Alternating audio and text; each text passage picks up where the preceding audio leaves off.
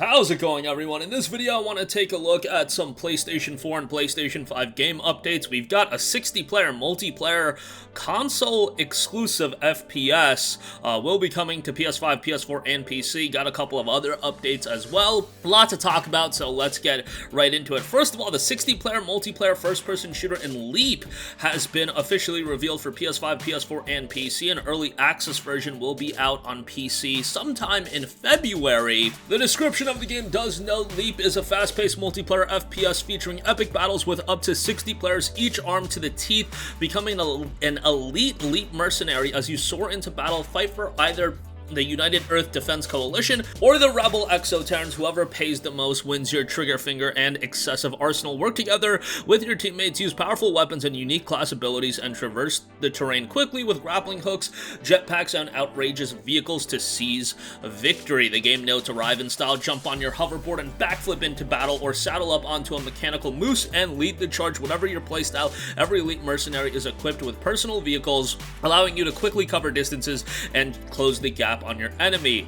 Epic abilities: every exosuit comes equipped with matching altering abilities. Call in an orbital laser to wipe out a group of enemies or throw down a support shield. Master your environment and reap the rewards. I wasn't like completely blown away by the trailer, but I do have to say it looks fairly decent. And honestly, the trailer itself has like an air of chaos to it, so it looks like a very arcadey and enjoyable experience from that standpoint. And I do wonder, Sony does need a premier multiplayer title on their console, and yes, this is just a console exclusive, it's not a true exclusive, but whatever. Step in the right direction, and this one, again, just based on the trailer, a lot of chaos, a lot of arcade action, and from that standpoint, I just think it does embody that element of like a pure fun game. And if you go on playleap.com, you can join the beta, and I believe that'll be kicking off on January the 19th, so you can look forward to that. And then again, an early access version on Steam will be dropping in February. So, yeah, something to look forward to there, especially if you've been wanting a new multiplayer game, a new multiplayer IP, especially just because, you know, Battlefield and Call of Duty, think about, you know, a lot of people have varying opinions on those IPs at this stage of the game, but hopefully, this is one that turns out relatively well. Alright, moving on from that, Dying Light 2. We got some information about that in an interview with Timon Smetala. Now, this is a Techland release Q&A. And there was a couple things asked.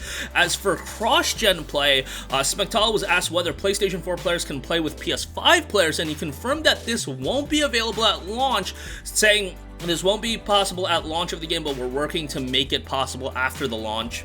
So that is a little bit of a bummer, and they also did revise the amount of hours that this game is going to be played.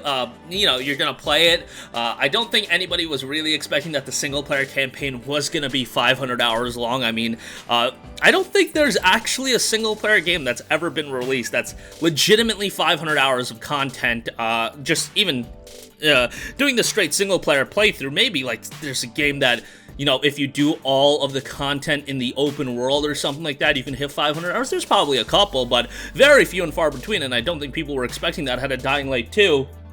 Obviously, this is a game that's going to be replayable, so that is something to note, and cooperative play is something that you can enjoy as well, so that's going to be pretty nice. A game that, you know, as far as the February releases go, seems like all eyes are on Horizon and Elden Ring, but Dying Light 2 is going to get a jump on those games. It's out February 4th on PS4, PS5, Xbox One, Xbox Series X and S, and of course it'll be on PC as well. I don't know if it's a game that people are going to be jumping out of their seats to drop $60 on, but at the very least it's going to be something that people keep on their wish list and maybe pick up down the line on a sale. I will be checking it out day one, and hopefully, you know, we do enjoy the game because it did go through some development turmoil, so hopefully everything turns out nicely with that. Next up, we did get the reveal of the Hitman Trilogy bundle. Now we have all games bundled onto the PlayStation 5, PlayStation 4, Xbox One, Xbox Series X and S, so that's pretty cool. All of these Hitman games were rather good. I know that Hitman 2016 got a little bit of flack for its release nature, but the games themselves have been rather good. Like, if you're a fan of stealth action games, Hitman's been rather good with the Hitman entries in the last 5 years or so. I mean, I even liked going back to Hitman Absolution. I really enjoyed that game as well, but Hitman Absolution got more of a mixed reception. Hitman 3 is one that I still need to put more time into, but Hitman 1 and 2 were really good, that being Hitman 2016 and Hitman 2, the follow-up. Hitman 3, from all accounts, got a really positive reception as well. I mean, the PS4 version has an 84 on Metacritic, as does the PS5 version. Series X and PC are sitting at an 87, but now you have the Trilogy bundled, and I believe the game is also on Xbox Game Pass, so another quality title being added there. Does make you wonder, you know, what aces up Sony's sleeve do they have if they are going to launch a subscription service? Like, you gotta make that service compelling, so you want games like a Hitman Trilogy on there, and popular IP, so we'll see how that turns out.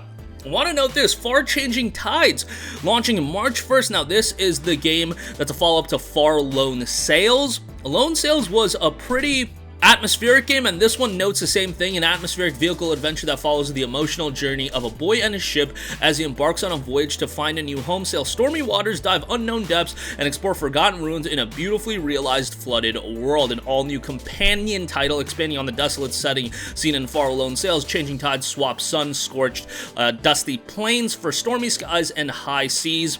You'll be able to captain your ship, and it does note a dynamic soundtrack, so again, that's going to be out on March 1st. Something to keep your eyes on. I mean, Lone Sails didn't get like a ton of buzz, but it was an interesting game, and the reception from people that did play it was pretty positive. So hopefully Changing Tides gets a little bit more buzz than Lone Sails. Alright, lastly, I do want to note In Nightmare has added a PlayStation 5 version and will be officially launching on March 29th. This is a game that's a part of the PlayStation China Hero project. There's been a couple of notable titles that have come out of that project, and this is the latest, coming from Maximum Games. Enter a chilling dream world of whimsy and horror. Closing his heart to reality, our protagonist falls into a deep slumber and awakens in a nightmarish dream world. And Nightmare is a narrative-driven horror adventure game combining sneak action with diverse puzzles. It follows a young boy in search for the last hope of love who is working out his own salvation by navigating through his fear. Visually, I wouldn't say the game is remarkable or anything like that, but it does have an eerie look to it. So, you know, I always want to see these China Hero projects do well. Some of them have not been the greatest game releases, but, you know, hopefully these just get better and better. And some of those games look really good that they showcase. It's just a lot of those games have been long in development. This game is, by the way, going to be priced at $19.99, so pretty, you know, accessible price point as far as that's concerned as well. I wouldn't expect it to be the lengthiest game in the world. Horror games typically aren't, but at a $20 price point, I think that's going to make it a little bit more acceptable on that end. But that's going to do it for me. Again, I think Leap is going to end up having a lot of buzz surrounding it, especially if it's a quality game, like a big budget 60-player multiplayer first-person shooter that looks as chaotic as Leap does. I think that could be something people get really excited for. Maybe that buzz isn't completely there yet, but I could see that develop over time. Dying Light 2, unfortunately, no crossplay right out of the gate. Cross-gen not available at launch either, but hopefully that'll be added sooner rather than later. Hitman Trilogy bundling all the Hitman games coming. Far Changing Tides launching on March 1st, and In Nightmare will be dropping on March 29th. That March schedule of game releases starting to come together. Not quite as stacked as February, but I don't think anybody was expecting that. But you still got Gran Turismo 7, you got Stranger of Paradise, Final Fantasy Origins, and now you got a couple of lower key titles adding to that lineup. But that's going to do it for me. Sound off with all of your thoughts in the comments section down below. Thank you for watching, and goodbye. Hey guys, we hope you enjoyed the video, and if you did, make sure to hit the subscribe button, and if you're already subscribed, do us a favor and hit the bell icon. This way you'll be notified whenever we post a new video. That's the best way to keep up with all of our uploads, and we usually try to upload 2 videos a day. And with the bell icon hit, you'll be notified whenever we do upload a video. As always, thanks for watching.